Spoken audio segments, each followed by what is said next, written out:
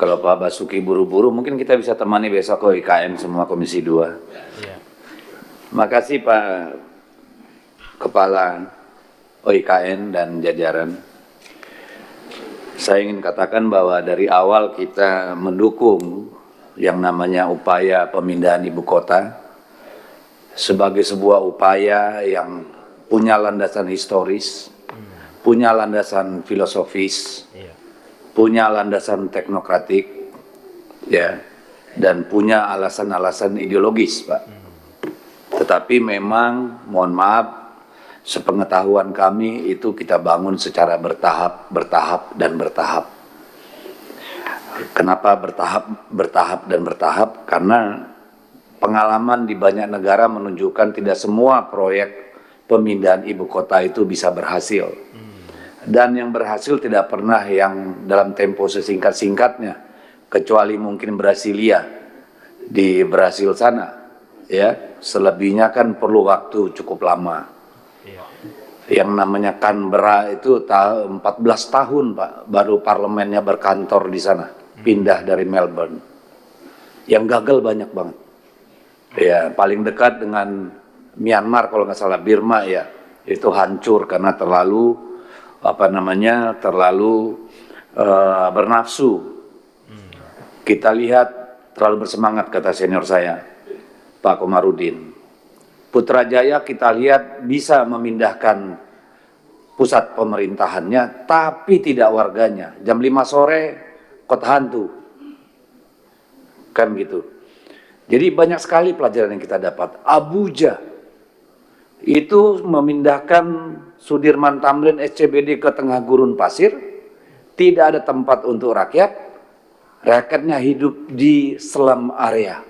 Kalau kita keluar dari Abuja, Pak, harus dikawal tentara, Pak, dengan mesin gun yang berapa milimeter itu. Kalau enggak, bisa-bisa nggak pulang, Pak, langsung ke akhirat itu, gitu keluar ibu kotanya itu. Jadi itulah perlunya kita membangun ibu kota ini dengan kematangan berpikir, Oke. bukan dengan kemauan orang per orang. Jadi karena apa? Karena nanti resikonya banyak. Resikonya bisa nggak jadi, bisa jadi tapi compang-camping, Iya. bisa jadi tapi semeraut. Oleh karena itu perlu kehati-hatian yang luar biasa, Pak, dengan belajar pada banyak negara lain. Mohon maaf nih Ketua, saya sedikit waktu karena ini. Salah satu alasan filosofis kita memindahkan ibu kota kita ke Kalimantan sana, itu ada landasan ideologisnya. Kita ingin pemerintah pusat menjadikan daerah itu jadi berandanya, bukan halaman belakang seperti selama ini. Selama ini daerah di luar Jawa itu jadi perbatasan. Kelihatan dari rancangan teknokratik yang terus-menerus meminggirkan wilayah dengan buku 1 dan buku 2-nya, terlihat dari kelakuan birokratnya yang sesuka hatinya memindahkan kepemilikan atau status lahan. Tanah adat tiba-tiba hutan lindung, tiba-tiba konsesi, orangnya nggak pernah tinggal di sana. Kita ingin itu secara ideologis dirubah cara pandang itu. Jadi ini bukan urusan sekedar mindahin gedung, tapi changing the mindset of the nation, terutama birokratnya, terutama para pemimpinnya. Jadi dalam tahap itu saja kita belum berhasil, Pak. Kita lihat bagaimana kelompok masyarakat adat di sekitar wilayah ini masih banyak persoalan. Berarti kita kemarin belum membuka hati sebelum Pak Bas nih jadi kepala OIKN-nya. Begitu banyak problem yang masih laten sampai hari ini dengan masyarakat adat, persoalan tanah. Bagaimana mereka menjadi betul-betul bersyukur ibu kota ini pindah kemari, bersyukur, bukan marah-marah, Pak. Penting memang untuk dicermati apa sih tujuannya memindahkan IKN, urgensinya apa untuk kepentingan masyarakat kah, kepentingan golongan kah, kepentingan perorangan kah. Nah itu yang menjadi perhatian. Dan sekarang kita lagi bicara tentang pemotongan anggaran, bahkan termasuk juga anggaran untuk IKN. Ya, kita menghadapi banyak persoalan. Kenapa? Karena akibat atau dampak dari pembangunan IKN yang dipaksakan itu.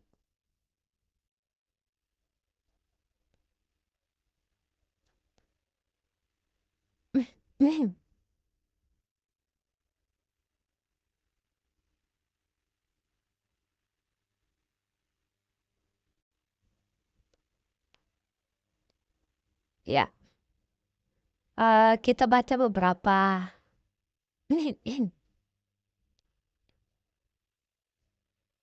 surat berita ya yang disampaikan di banyak portal berita online ya, dari CNN dengan judul anggaran 14 triliun rupiah diblokir bakal jadi apa IKN. Anggaran dipangkas 81,38 triliun rupiah. Kemudian bagaimana nasib IKN? Ya itu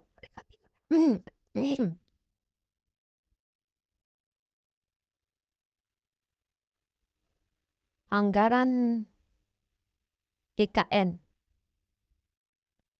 ya membuat anggaran 2000 sejak dibangun dah ya membuat anggaran di 2025 di semua sektor dipotong oleh Prabowo karena nggak cukup kan begitu. Sudah habis. Jadi dampaknya banyak banget.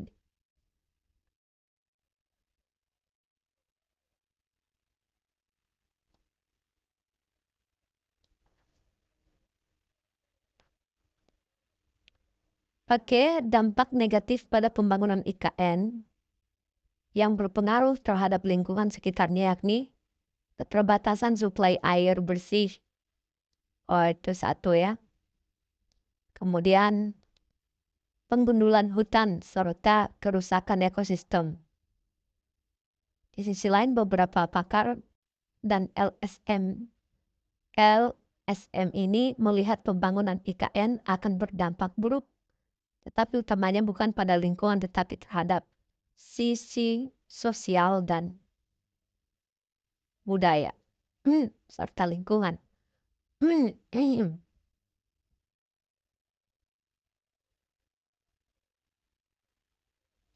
Ini banyak juga berita mengenai hal itu.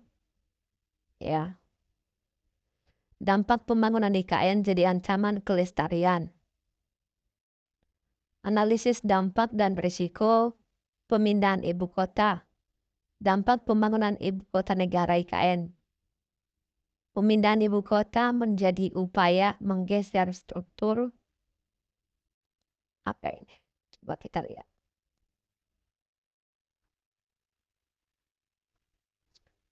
Banyak kepentingan sih dalam pemindahan IKN ini juga nuansa politiknya luar biasa.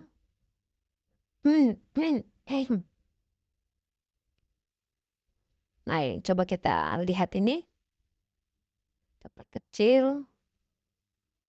Ya, sudah. Sekarang kita zoom dia. Supaya pas ya.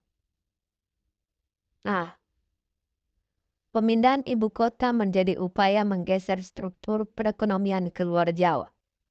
Nah, ini bagus. Ya, oke. Kita buka yang tadi ada Kompas kalau nggak salah.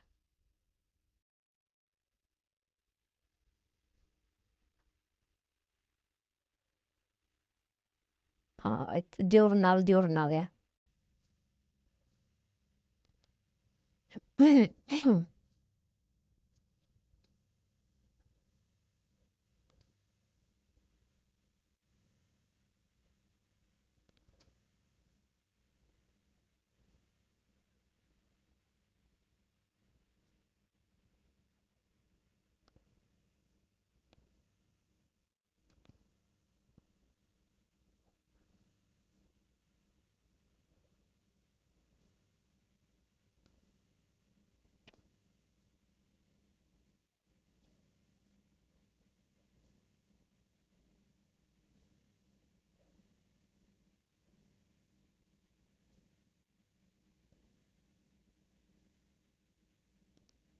Oke, itu PDF tadi.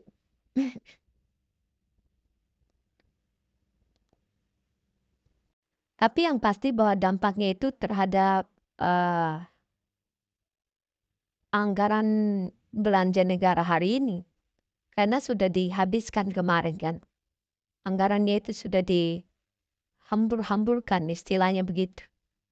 Untuk mempercepat, ya kan? Dan akhirnya ya pemerintahan sekarang kelabakan untuk memenuhi berbagai keperluan anggaran di berbagai sektor. Ya, dampak pembangunan IKN jadi ancaman kelestarian Teluk Balikpapan. Nah, ini jurnal independen dan seterusnya.